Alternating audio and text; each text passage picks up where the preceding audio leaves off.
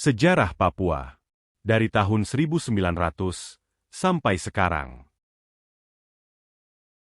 Setelah mendeklarasikan kemerdekaan Indonesia, Indonesia mencari dukungan, baik secara militer maupun diplomasi. Beberapa usaha perjuangan diplomasi oleh pihak Republik Indonesia dilakukan melalui Perjanjian Linggarjati pada 1946, Perjanjian Renville pada tahun 1948, dan Perjanjian Rumroyen pada tahun 1949. Pada sidang BPUPKI, 11 Juni 1945, berbeda dengan mayoritas anggota BPUPKI yang menginginkan Indonesia merdeka, meliputi seluruh bekas Hindia Belanda, Malaya, dan Borneo Utara. Muhammad Hatta tidak setuju. Katanya, saya sendiri ingin mengatakan bahwa Papua sama sekali tidak saya pusingkan. Bisa diserahkan kepada bangsa Papua sendiri. Bangsa Papua juga berhak menjadi bangsa merdeka, kata Hatta. Lanjutnya, kalau sudah ada bukti bertumpuk-tumpuk yang mengatakan bahwa bangsa Papua sebangsa dengan kita, dan bukti-bukti itu nyata betul-betul, barulah saya mau menerimanya. Tetapi, buat sementara, saya hanya mau mengakui bahwa bangsa Papua adalah bangsa Melanesia, walaupun ia menambahkan. Akan tetapi, kalau pemerintah Nippon memberikan Papua yang dulu, di bawah pemerintah Belanda, kepada Indonesia, saya tidak berkeberatan. Hanya, saya tidak menuntutnya. Dan kalau sekiranya ditukar-tukar dengan Borneo Utara, saya tidak berkeberatan, malah bersyukur. Karena, seperti yang saya katakan dahulu, saya tidak minta lebih daripada tanah air Indonesia yang dulu dijajah oleh Belanda. Tetapi kalau ditukar, memang merupakan satu kedaulatan yang tercatat dalam risalah sidang Badan Penyelidik Usaha-Usaha Persiapan Kemerdekaan Indonesia, BPUPKI, dan Panitia Persiapan Kemerdekaan Indonesia, PPKI, pada tanggal 29 Mei 1945 sampai 19 Agustus 1945.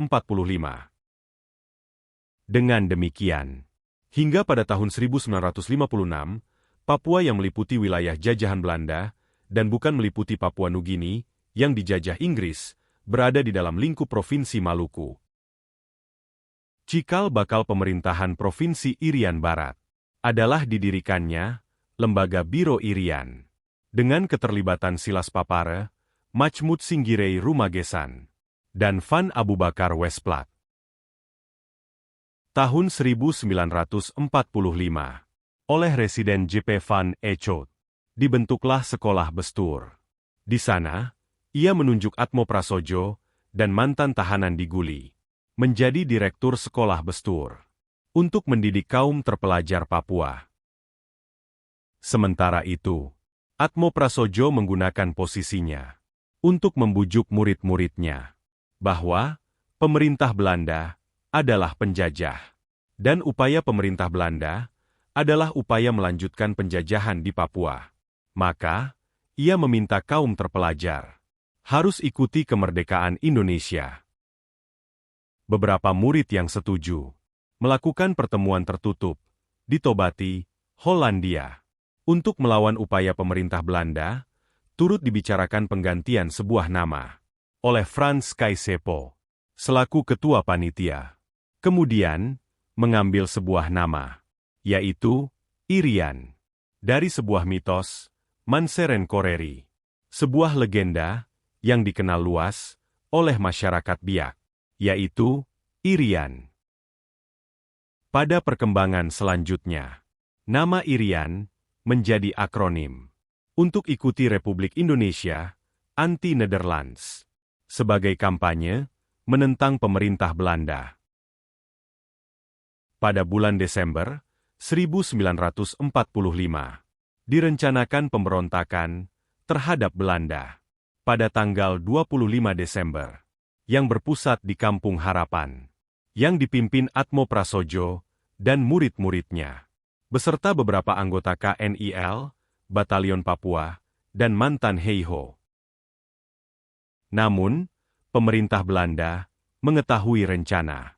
Setelah diberitahu, salah satu anggota Batalion Papua, otoritas Belanda memberi isu penyerangan kampung Kristen yang akan dilakukan oleh anggota pemberontak yang beragama Muslim dan mengerahkan pasukan KNIL yang berpusat di Klofkamp yang berjarak 40 km dari Kampung Harapan untuk mengepungnya pada tanggal 15 Desember. Kemudian, Belanda menggunakan pasukan asal Rabaul, Papua Nugini. Belanda berhasil menangkap 250 calon pemberontak dan menangkap Atmo Prasojo, Corinus Krei, Martin Indi, dan Silas Papare sebagai pemimpin operasi untuk dibawa ke Hollandia. Pada tanggal 16 Juli 1946, Frans Kaisepo, yang dipilih untuk mewakili New Guinea, hadir untuk konferensi di Malino, Ujung Pandang. Sebelum pergi ke Malino, pada 9 Juli 1946, atas saran Corinus Krei, Frans Kaisepo bertemu dengan Atmo Prasojo di penjara Abepura, Hollandia, yang difasilitasi oleh sipir Eli Uyo dan anggota Batalion Papua, Johan A.R. Di pertemuan ini, mereka setuju untuk menggunakan nama Irian di Malino melalui pidatonya dalam penyiaran radio nasional, mengumumkan pergantian nama Papua dan New Guinea dengan nama Irian, dan seharusnya masuk menjadi wilayah Indonesia. Nama Irian adalah satu nama yang mengandung arti politik. Frans Kaisepo pernah mengatakan, perubahan nama Papua menjadi Irian, kecuali mempunyai arti historis, juga mengandung semangat perjuangan. Irian artinya ikut Republik Indonesia, anti-Nederland. Buku Pepera 1969, terbitan tahun 1972, halaman 107 sampai 108. Di saat yang bersamaan, pada tanggal 17 Juli 1946, Panggoncang Alam melancarkan pemberontakan untuk melepaskan Atmo Prasojo dengan melucuti pasukan KNIL dan menyerang beberapa lokasi, walau akhirnya gagal. Silas Papare dianggap memiliki andil dalam peristiwa tersebut. Diasingkan dari Hollandia ke Serui, di mana dia bertemu dengan Sam Ratulangi, yang sudah lebih dahulu diasingkan di sana. Selanjutnya, PKII, Partai Kemerdekaan Indonesia Irian, didirikan oleh Papare di Serui, bersama Alwi Rahman sebagai wakil, dan Sam Ratulangi sebagai penasihat. Komite Indonesia Merdeka, KIM, organisasi berasal di Melbourne, mendirikan cabang Abepura pada Oktober 1946, dipimpin oleh Dr. J.A. Gerungan, yang setelah dipindahkan, dipimpin oleh Martin Indi. Di Manokwari, Gerakan Merah Putih didirikan oleh Petrus Walebong dan Samuel Damianus Kawap. Gerakan ini kemudian menyebar ke Babo, Kokas, dan Sorong. Cabang KIM di Biak diubah menjadi Partai Indonesia Merdeka, PIM, oleh Lukas Rumkorem. Sedangkan di Sorong, Perintis Kemerdekaan didirikan oleh Sangaji Malan. Pada tanggal 17 Agustus 1947, para pekerja Nederlands New Guinea, Petroleum Maatschappij, mendirikan Persatuan Pemuda Indonesia, PPI, yang dipimpin oleh Abraham Koromat. Pada tanggal 19 Maret 1948, terjadi pemberontakan terhadap Belanda di Biak, yang dipimpin oleh Stefanus Josep, bersama Petro Jandi, Trianus Simbiak, Honoh Rambrar, Petrus Kaiwai, dan Hermanus Rumere. Para pemimpin pemberontakan ditangkap, dan Petro Jandi dihukum mati, dan lainnya dipenjara. Pada tanggal 23 Agustus 1949, Konferensi Meja Bundar, KMB, dilakukan di Den Haag, Belanda, sebagai upaya pengakuan kemerdekaan Republik Indonesia. Indonesia menuntut pemerintah Belanda mengakui kemerdekaan Indonesia dari Sabang sampai Merauke, dan permasalahan mengenai status Irian Barat dibicarakan kemudian. Saat itu, kemerdekaan Indonesia diakui pemerintah Belanda dari Aceh sampai Ambon dengan sistem pemerintahan federal yang dikenal dengan Republik Indonesia Serikat. Pemerintah Belanda menginginkan agar daerah masing-masing wilayah Indonesia harus membangun masing-masing wilayah administrasinya dengan pertanggungjawaban kepada pemerintah RIS sebagai negara bagian. Untuk wilayah Irian, pemerintah Belanda menolak digabungkannya wilayah tersebut ke dalam Republik Indonesia Serikat karena telah mendaftarkan wilayah non-self-government territory di PBB, yang akan didekolonisasi menjadi sebuah negara merdeka. Pada tahun 1946, berdasarkan data Resolusi 66, Bagian 1, daftar wilayah non-self-government territory di PBB mencakup seluruh wilayah Netherlands Indies. Belanda kembali mengubah nama Papua dari New Guinea menjadi Netherlands New Guinea. Perubahan nama tersebut sejalan dengan upaya pemerintah Belanda untuk dekolonisasi New Guinea sesuai dengan Piagam PBB 1945 tentang penghapusan wilayah koloni. Menurut Arend Lijphart, motivasi Belanda memisahkan wilayah Papua didasari oleh letak strategisnya untuk pusat tentara laut. Kerajaan Belanda di Pasifik memindahkan Indo-Eurasian dari wilayah Indonesia lainnya, dan untuk mengontrol kepentingan ekonomisnya di Indonesia. Untuk menghapuskan nasionalisme Indonesia, Van Echout melarang PKII dan KIM, dan membuang tokohnya ke Makassar, Jawa, dan Sumatera. Tokoh-tokoh yang dibuang, seperti Silas Papare, Albert Karubui, N.L. Swages, dan Majmud Singgirei Rumagesan. Walau beberapa masih pula berada di Papua, seperti Stephen Rumbewas, Corinus Krei, Martin Indi, Abraham Koromat, Samuel Damianus Kawap, Eliezer Janbonai, dan Eli Uyo. Di tahun 1956, akibat penangkapan terhadap pemimpin PPI dan OPI di Sorong, organisasi pemuda Irian tersebut kemudian dipimpin oleh Bastian Samori, Julius Worabai, Lodewijk Wosiri, Bob Warinusi, dan Elias Paprinde. Pada tanggal 3 November 1956, mereka berupaya untuk mensabotase tangki minyak di Sorong. Terjadi pemberontakan serupa oleh pemuda di Fakfak, di mana mereka menyerang pos polisi Belanda. Pemerintah Belanda kemudian menangkap Elias Paprinde, Eli Melek Ayomi, dan Frankie Kossa pada tahun 1959. Pada tanggal 15 Juni 1960, legislasi New Guinea Organic Law diadopsi di Parlemen Belanda. Dengan demikian, Dewan Papua, yang dikenal dengan nama Dewan Nugini, dibentuk.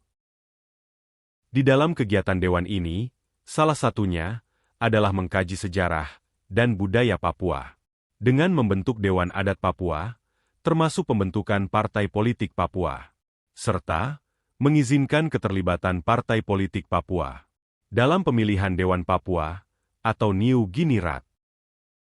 Selanjutnya, Dewan Nugini menyetujui sebuah simbol bangsa Papua, yaitu burung mambruk sebagai simbol bangsa Papua, bendera bintang kejora sebagai bendera Papua Barat, lagu Hai Tanahku Papua sebagai lagu kebangsaan Papua Barat, uang gulden Papua Barat sebagai mata uang bangsa Papua Barat, mempersiapkan kemerdekaan Papua. Direncanakan, penyerahan kemerdekaan Papua secara de facto pada tahun 1961. Pada tanggal 19 Oktober 1961, Dewan Nugini mengajukan manifesto untuk permohonan izin mendeklarasikan simbol bangsa Papua Barat. Maka, pada 1 Desember 1961, pemerintah Belanda mengizinkan simbol tersebut diadopsi sebelah bendera Landflag atau bendera tanah atau budaya, dan lagu tersebut menjadi Volkslied atau lagu rakyat. Pada tahun 1958 sampai 1961, sejumlah pemuda Papua melintas ke wilayah Indonesia.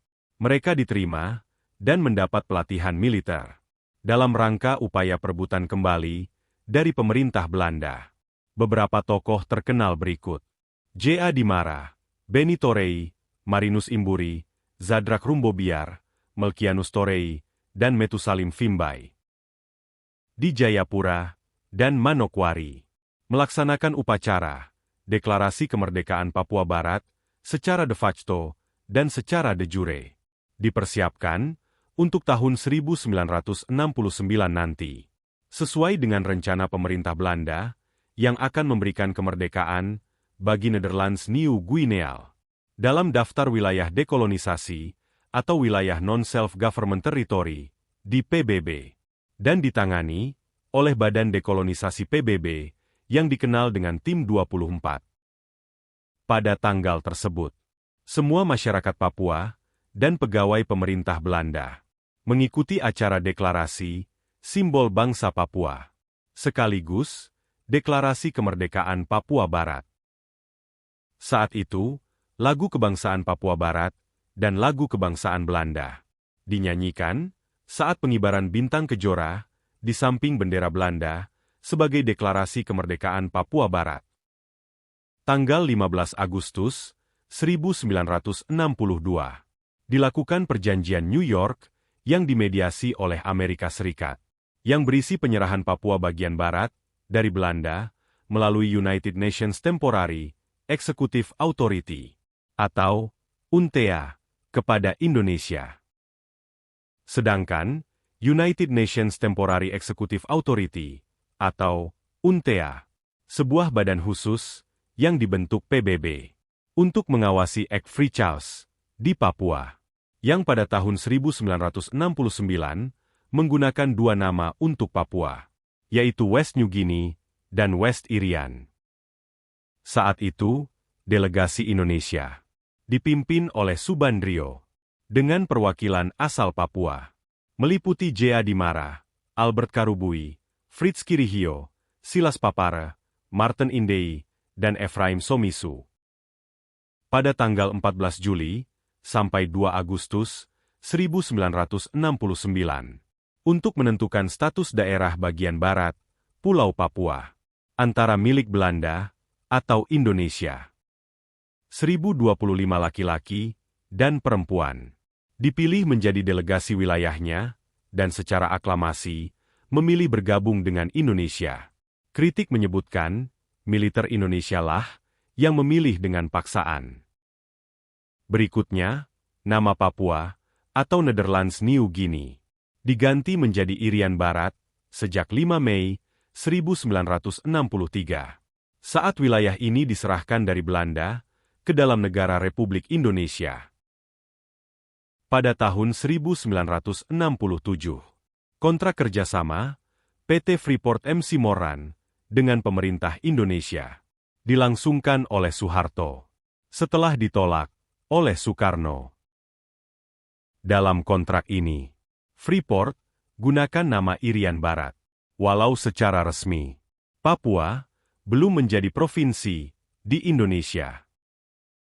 Dalam sidang umum PBB 1969, agenda pembahasan pelaksanaan PEPRA menjadi masalah sengit antara dua kubu, dengan pembahasan menjadi 3 hari dari biasanya yang hanya memakan waktu 1 jam.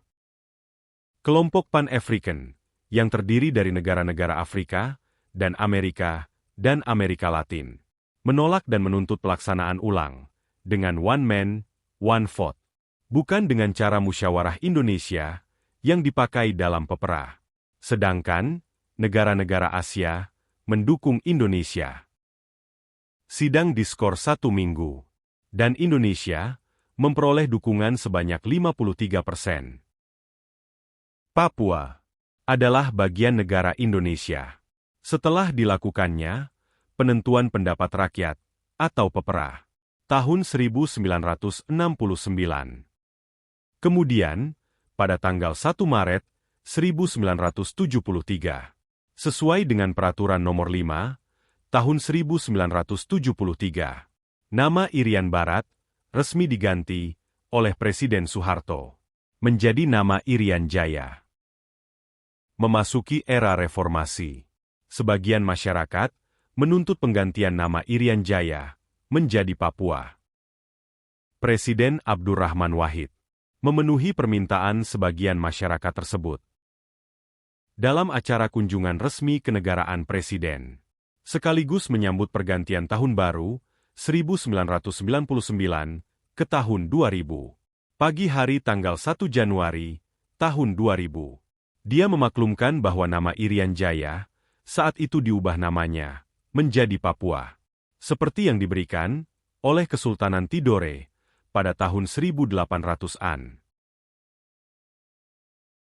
Bila teman-teman sekalian ingin mengikuti dan mengetahui fakta sejarah peradaban Pulau Papua dari awal hingga saat ini, teman-teman bisa memperoleh informasi fakta tersebut pada playlist Sejarah Papua yang ada di channel ini. Sekian video fakta sejarah Papua dari 1900 sampai sekarang. Pada video selanjutnya akan saya bahas mengenai fakta sejarah pendidikan dan infrastruktur yang ada di tanah Papua. Sampai jumpa di video selanjutnya. Terima kasih telah menonton.